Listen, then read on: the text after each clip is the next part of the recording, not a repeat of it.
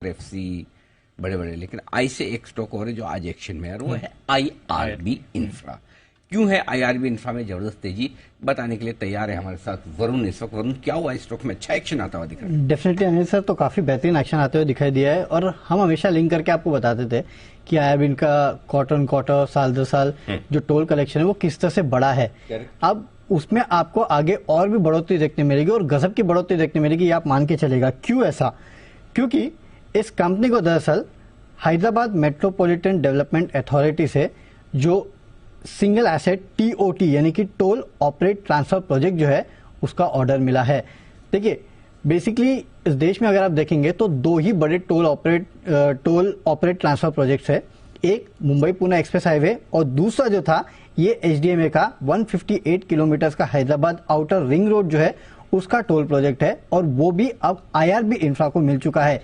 ये अपने आप में एक बड़ी बात है, क्योंकि देश में अगर दो ऐसे प्रोजेक्ट्स है और दोनों के दोनों आईआरबी की किटी में जाना, ये अपने आप में बड़ी बात है और इसका इंपैक्ट आपको आने वाले दिनों में इस कंपनी के बुक्स पे देखने मिलेगा। फिलहाल अगर आप देखेंगे तो कंपनी ने एचएमडीए यानी कि हैदराबाद मेट्रोपॉलिटन डेवलपमेंट अथॉरिटी को 7,380 करोड़ के आसपास का जो अपफ्रंट पेमेंट है, कनेक्शन फीस जो है वो देना होगा और उसके बाद 30 साल के लिए ये प्रोजेक्ट जो है उसका पूरे रेवेन्यूज जो है वो दरअसल आईआरबी इंफ्रा को मिलेंगे और इसका फायदा जो है वो इस कंपनी को मिलेगा।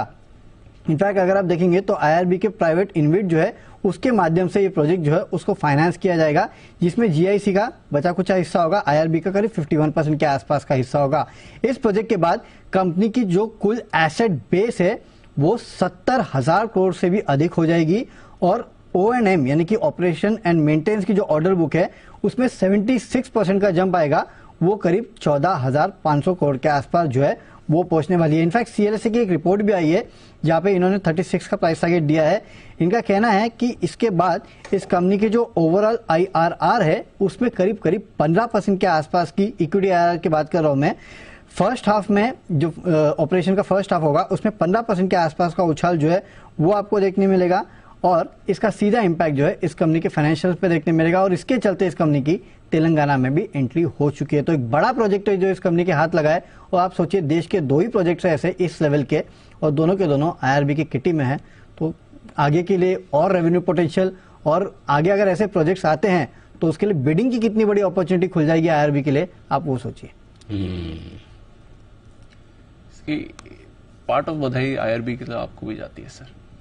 नहीं वो तो स्प्लिट से पहले स्टॉक हमारे रिकमेंडेशन से रहा है तो अच्छा स्टॉक प्रदर्शन करता हुआ दिखा। बीच में 330-335 तक भी गया था, यानी कि 330-35 मतलब 35-36 रुपए हो गया, यहाँ से 28 रुपए, तो अच्छे एक्शन में स्टॉक दिख रहा है। तो वैसे भी अभी इंफ्रा में बहुत ज्यादा ऑप्शंस आपके पास है नहीं खरीदने हैं, तो स्टॉक्स आपके पास लिमिटेड ही हैं।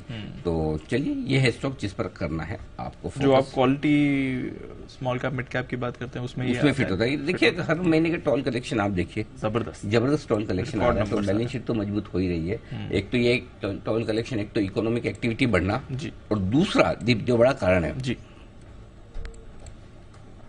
कैश नहीं है, सीधा अब सीधा कार्ड से होता है, फास्टैग से चोरी कहाँ से होगी? सही बात। लोग भी नहीं तो पहले बिना नहीं दिए कम दिए ज्यादा दिए ये सारी चीजें होती, तो अब सीधा का सीधा रिकॉर्ड होता है, आप बिना टोल टैक्स दिए जा ही नहीं सकते। एग्जैक्टली। तो वैसा है, तो अपने आप वो कार्ड पंच हो जाता है वहां पहुंचे। तो ये दो बड़े कारण है जिसकी वजह से आईआरबी के टैक्स कलेक्शन आंकड़े बहुत